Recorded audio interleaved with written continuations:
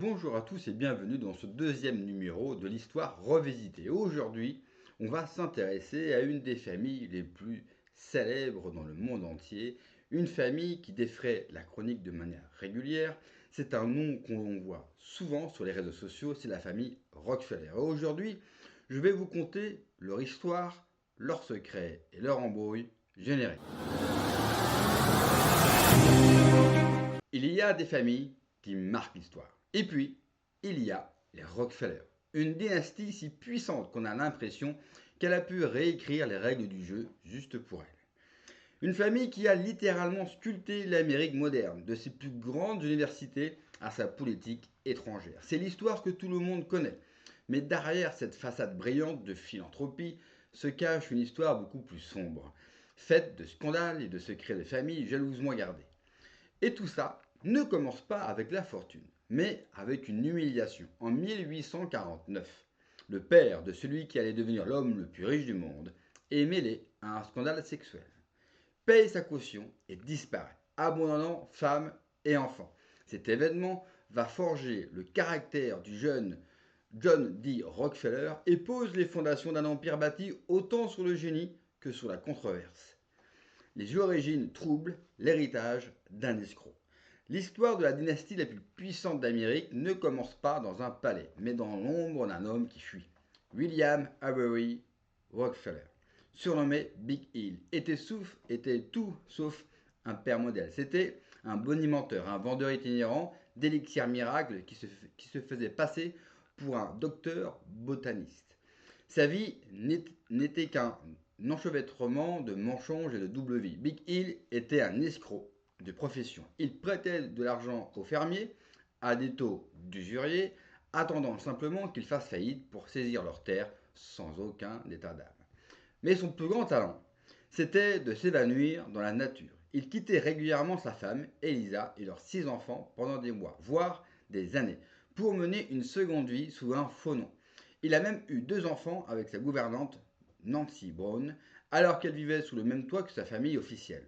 Le point de rupture est atteint en 1849, quand une employée de maison l'accuse d'agression. Bien que les détails exacts de l'affaire soient encore débattus par les historiens, le scandale est tel que Big Hill préfère payer sa caution et prendre la fuite, laissant sa famille dans la honte et la précarité. Cet abandon a évidemment marqué au fer rouge son fils aîné, John Davidson Rockefeller, élevé par une mère, Elisa, extrêmement pieuse et stricte, qui lui a martelé les valeurs du travail et de l'économie. John a développé une méfiance quasi pathologique envers les autres et une obsession du contrôle. Son père incarnait le chaos et le scandale. John, lui, allait passer sa vie à construire un ordre parfait, une forteresse pour se protéger des imprévus du monde. L'ombre de ce père escroc l'a poursuivi toute sa vie, le poussant à chercher non seulement la richesse, mais aussi la respectabilité, et ça allait être beaucoup plus compliqué à obtenir. L'ascension d'un titan. Pendant que son père changeait d'identité comme de chemise, le jeune John D. Rockefeller se construisait un destin totalement opposé. Il était l'antithèse de Big Hill, méthodique, discipliné et d'une piété à toute épreuve. Sa mère lui avait enseigné une phrase qui lui deviendra son mantra.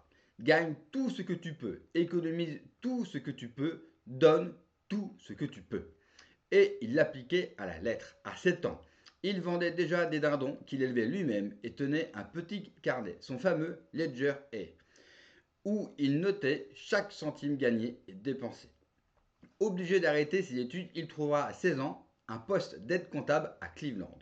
Il fêtera toute sa vie ce jour, le 26 septembre 1855, comme son job day, une date plus importante pour lui que sa propre naissance. C'est là qu'il découvre une passion pour les chiffres et un talent fou pour la gestion. Il décortique les livres de comptes, apprend les ficelles du commerce, de la logistique, de la négociation, mais il voit beaucoup plus grand. À la fin des années 1850, une nouvelle fièvre s'empare de l'Amérique, l'or noir, le pétrole. Jusqu'à là, une simple curiosité devient la ressource clé avec l'invention de l'éclairage au kérosène. Pendant que des milliers d'aventuriers se ruent en Pennsylvanie pour creuser des puits, Rockefeller, lui, reste à Cleveland et analyse la situation. Il comprend que le vrai pouvoir n'est pas dans l'extraction, un business aléatoire et désordonné, mais dans le raffinage, l'étape qui transforme le brut en produit utilisable. En 1863, à seulement 24 ans, il investit dans sa première raffinerie. Et là, son approche change tout. Il applique la même discipline de fer qu'à ses finances personnelles. Il chasse le moindre gaspillage, réutilise les déchets que les autres jettent et innove sans cesse pour faire baisser les coûts. En 2 ans, sa raffinerie est la plus rentable de Cleveland. Le jeune homme discret était en train de devenir un géant. Il avait trouvé son terrain de jeu et s'apprêtait à réécrire toutes les règles. L'Empire de l'or noir. Le 10 janvier 1870 est une date qui a changé l'histoire du capitalisme. Ce jour-là, John D. Rockefeller fonde la Standard Oil Company. Le nom Standard n'est pas anodin. Il reflète sa vision, imposer une norme de qualité et d'efficacité dans une industrie qui n'en avait aucune. Mais derrière ce nom se cachait une stratégie d'une brutalité sans nom. Rockefeller avait une conviction profonde. La concurrence est un péché. Pour lui, le marché libre est un gaspillage de ressources. La solution, l'éliminer, purement et simplement. Il met alors en place une stratégie de conquête redoutable. D'abord, il s'attaque à ses concurrents directs. Sa méthode était simple et terrifiante. Il leur faisait une offre. Vendez-moi votre raffinerie, je vous donne des actions de la Standard Oil. Si vous refusez, eh bien, je vous détruis. Et pour les détruire, il avait une arme secrète, des deals confidentiels avec les compagnies de chemin de fer. Grâce aux quantités énormes qu'il expédiait, il obtenait des rabais si importants que ses coûts de transport devenaient ridicules comparés à ceux de ses rivaux. Et ce n'est pas tout. Il touchait même une commission sur chaque baril que ses concurrents transportaient. C'était une guerre économique totale. Pris à la gorge, les raffineurs indépendants n'avaient pas le choix. Ils devaient vendre, souvent pour une bouchée de pain. Et en quelques années à peine, la Standard Oil contrôlait près de 90% du raffinage de pétrole aux États-Unis. Mais ça ne lui suffisait pas. Il s'est ensuite attaqué à toute la chaîne de la production. Il a racheté des forêts pour le bois, des barils, des fabricants de colle, des entrepôts, des wagons-citernes et a construit ses propres pipelines. De la production à la distribution, il contrôlait absolument tout. Pour gérer cet empire et contourner les lois de l'époque, ses avocats ont inventé une structure juridique aussi géniale que controversée, le trust. En 1882, la Standard Oil n'était plus une simple entreprise, c'était une pieuvre dont les tentacules s'étendaient sur toute l'Amérique, un monstre qui dictait ses lois. L'homme le plus haï d'Amérique. La puissance de la Standard Oil était inédite, mais elle avait un prix. À la fin du 19e siècle, l'opinion publique se retourne violemment contre Rockefeller. La presse, menée par des journalistes d'investigation comme Ida Tarbell, dont le père avait été ruiné par la Standard Oil, publie des enquêtes explosives qui révèlent les méthodes de l'entreprise. Corruption, intimidation, espionnage industriel, manipulation des marchés. Rockefeller, autrefois vu comme un modèle de réussite, devient le symbole du robber baron, le baron voleur. On le caricature en roi avide, coiffé d'une couronne en forme de raffinerie, écrasant le peuple. Le président Theodore Roosevelt lui-même le traite de malfaiteur de grande richesse. Le nom Rockefeller devient synonyme de cupidité. Une blague de l'époque disait que la moitié de l'Amérique voulait le lyncher et que l'autre moitié voulait lui emprunter de l'argent. Le secret qui entourait le trust alimentait tous les fantasmes. Le public ne voyait plus une entreprise efficace, mais une conspiration, un pouvoir occulte qui contrôlait les politiciens et fixait les prix à sa guise. Les méthodes qui avaient fait son succès étaient maintenant vues comme profondément anti-américaines. La haine était si forte que Rockefeller devait se déplacer avec des gardes du corps. Lui qui voulait la respectabilité était devenu l'homme le plus détesté de son pays. Le gouvernement, poussé par la pression populaire, a fini par réagir. En 1890, une loi historique est votée, le Sherman Antitrust Act, conçu pour interdire les monopoles. La cible était évidente. Une bataille judiciaire monumentale s'engage, mais avant même le verdict, un drame va marquer le nom Rockefeller de la couleur du sang, le massacre de l'Outlaw.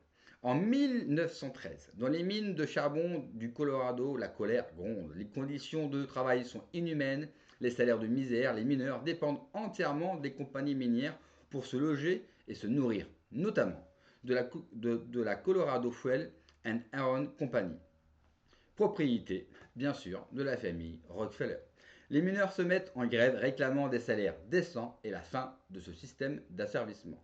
La réponse de la compagnie est simplement brutale. Elle expulse les mineurs et leurs familles de leur logement. À l'approche de l'hiver, près de 12 000 personnes se retrouvent à vivre dans des champs et dans des tentes, le plus grand étant celui de Ludlow. La tension est à son comble. La compagnie engage des miliciens privés pour harceler les grévistes et la garde nationale du Colorado, déployée sur place, prend fait et cause pour les Rockefeller. Le 20 avril 1914, la situation dégénère. Suite à un accident, une fusillade éclate entre les grévistes et les forces de l'ordre alliées aux miliciens de la compagnie, qui ouvrent le feu sur le campement avec des mitrailleuses. Le combat est inégal. Les femmes et les enfants se cachent dans des caves creusées sous les tentes. Le soir, les miliciens mettent le feu au camp. Le lendemain, eh bien, c'est l'horreur. Sous les décombres d'une tente, on retrouve les corps de 2 femmes et 11 enfants, morts asphyxiés ou brûlés vifs. Au total, le massacre de Ludlow fait environ 25 morts, dont des grévistes et des leaders syndicaux exécutés de sang-froid. Le scandale est alors immense. L'implication de Rockefeller est pointée du doigt. C'est John D. Rockefeller Jr., le fils, qui gérait ses actifs. Il avait refusé toute négociation et soutenu la ligne dure. Ludlow devient le symbole de la brutalité du capitalisme. C'est le point le plus bas de l'histoire de la famille. Le nom Rockefeller n'est plus seulement associé à la cupidité, mais à la mort d'innocents. Cette tragédie va les forcer à changer radicalement de stratégie. Le fameux pivot philanthropique de la famille Rockefeller. Le massacre de Ludlow est un électrochoc. John D. Jr. et son père comprennent que leur fortune ne suffira pas à une telle haine publique. Ils vont alors lancer l'une des plus grandes opérations de relations publiques de l'histoire. Une opération qui va transformer leur héritage, la philanthropie à très grande échelle. Ce n'est pas un simple élan de générosité. Rockefeller avait toujours fait des dons, surtout à l'église. Mais après Ludlow, cette pratique est devenue systématique, professionnelle, avec un but très clair. Redorer le blason de la famille et transformer l'image du baron voleur en un grand bienfaiteur de l'humanité. Pour y parvenir, ils engagent les meilleurs, notamment un certain Ivy Lee, considéré comme l'un des pères des relations publiques modernes. La stratégie est très simple. Utiliser l'argent des Rockefeller pour financer des causes d'intérêt général visibles et indiscutables, comme la science, la médecine et l'éducation. C'est comme ça que vont naître des institutions qui disent encore aujourd'hui. Dès 1890, Rockefeller avait financé la création de l'Université de Chicago. En 1901, il fonde l'Institut Rockefeller, puis la recherche médicale, qui jouera un rôle clé dans le développement des vaccins. En 1913, il crée la fondation Rockefeller avec pour mission de promouvoir le bien-être de l'humanité. Rien que ça. Cette fondation va investir des fortunes dans la santé publique mondiale, la recherche scientifique ou la lutte contre la faim. Certains critiques diront que c'est une manœuvre cynique pour blanchir de l'argent sale. D'autres soulignent l'impact incroyablement positif de ces actions. La vérité est que la philanthropie de Rockefeller était à la fois un outil de rédemption et une vraie force pour corrompre, bien sûr, les esprits. Lentement mais sûrement, le nom Rockefeller a commencé à ne plus être associé aux puits de pétrole, mais aux laboratoires et aux universités. La chute du titan. Pendant que la famille travaillait à refaire son image, la bataille judiciaire contre son empire arrivait à son terme. Le 15 mai 1911, le verdict de la Cour suprême tombe. La Standard Oil est un monopole illégal et doit être démantelé. L'empire devait être brisé en 34 compagnies indépendantes. Pour n'importe qui d'autre, ça aurait été la fin. Mais pour les Rockefeller, ce fut, contre toute attente, la meilleure chose qui pouvait lui arriver financièrement. En tant qu'actionnaire principal, il a reçu des parts dans chacune des 34 nouvelles sociétés. Parmi elles, on trouve les futures géantes du pétrole Exxon, Mobil, Chevron, Conoco, Marathon. Au début, les marchés paniquent et la valeur des actions chute. Mais Rockefeller, lui, ne vend rien. Il sait que ces bébés standards, maintenant en compétition les unes avec les autres, vont exploser. Et il a raison. En quelques années, la valeur combinée de ces actions atteint des sommets jamais vus. Le démantèlement qui devait le détruire l'a rendu encore plus riche que jamais. On estime que sa fortune a atteint l'équivalent d'environ 340 milliards de dollars d'aujourd'hui, soit plus de 1,5% de toute l'économie américaine de l'époque. Il est devenu, et de loin, l'homme le plus riche de l'histoire moderne. La dynastie se diversifie. Après la mort du patriarche en 1937, c'est son fils unique, John D. Jr., qui prend la suite. Profondément marqué par Ludlow, il se consacre à la philanthropie pour notre plus grand malheur. C'est lui qui finance le Rockefeller Center en pleine Grande Dépression et qui offre le terrain pour le siège de l'ONU à New York. Mais la vraie diversification de l'influence Rockefeller arrive avec la génération suivante, les 5 fils de John D. Jr., qu'on appelait les frères Rockefeller. Chacun va étendre le pouvoir de la famille bien au-delà du pétrole.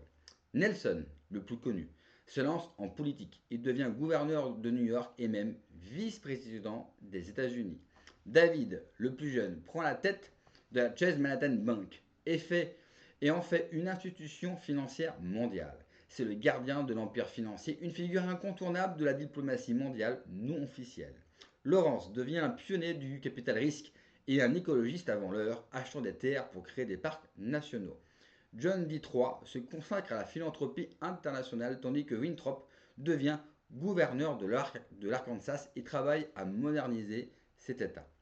À travers ses 5 frères, l'influence Rockefeller n'est plus seulement économique, elle est devenue un réseau complexe de pouvoir politique, financier, philanthropique et environnemental. Les secrets de famille et les différentes théories.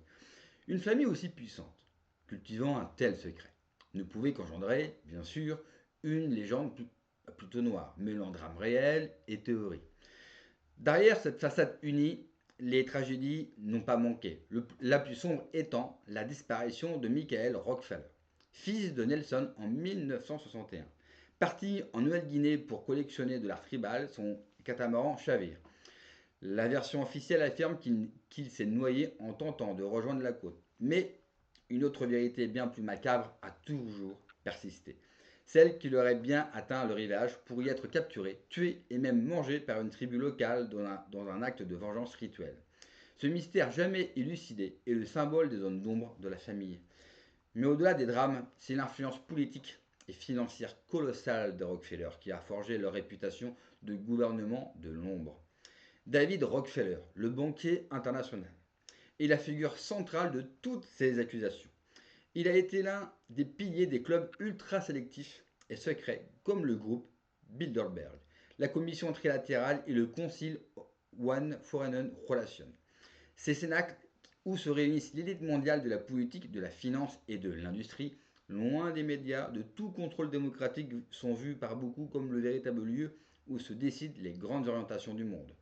Pour les critiques, le projet Rockefeller est clair, l'instauration d'un nouvel ordre mondial.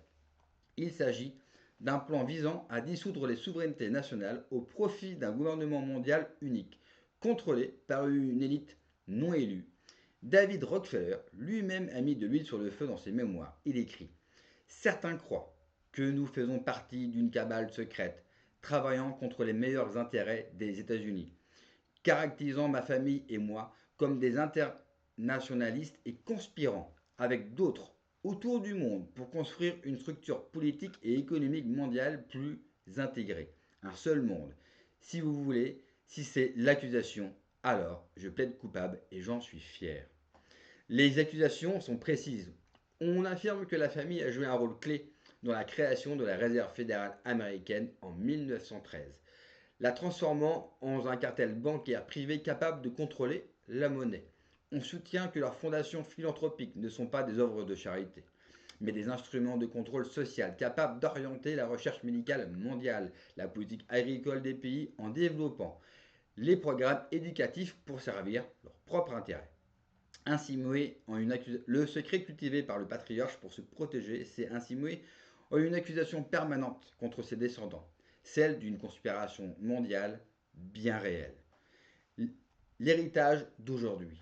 Alors, que reste-t-il de l'empire Rockefeller aujourd'hui? La fortune du fondateur a été méthodiquement dispersée entre plus de 200 héritiers.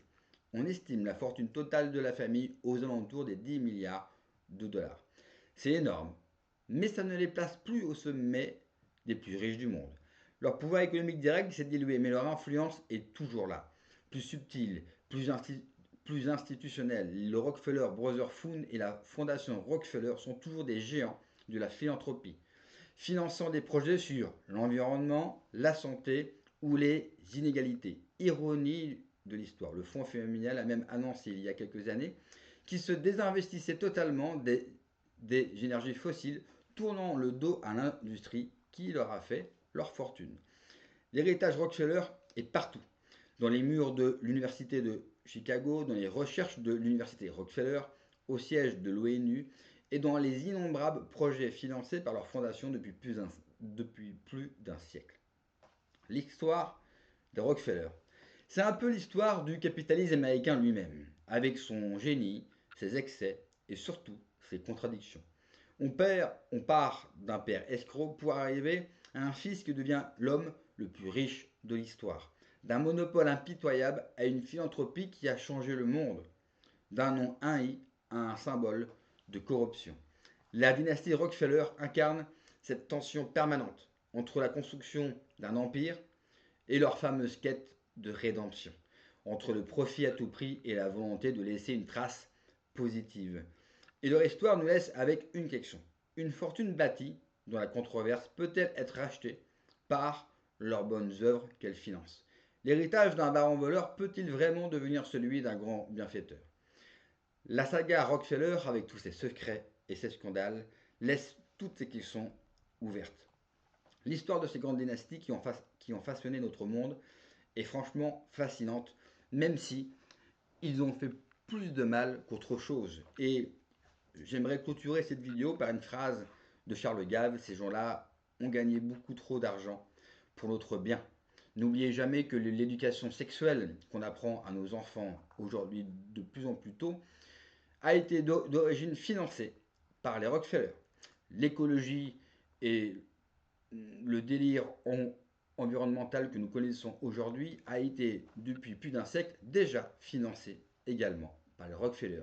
Bref, tout ce que nous prenons aujourd'hui a été de près ou de loin financé totalement par les Rockefeller. Ça ne les a pas empêchés dans leur histoire de financer de bonnes choses. Mais le résultat est plus que négatif et un jour peut-être les historiens se pencheront sur cette famille et nous révéleront bien sûr d'autres secrets. J'espère que vous avez aimé ce deuxième numéro de l'histoire revisitée. N'oubliez pas le like et le commentaire, de me soutenir en cliquant sur la cagnotte Tipeee en description sous la vidéo. Moi je vous souhaite une bonne soirée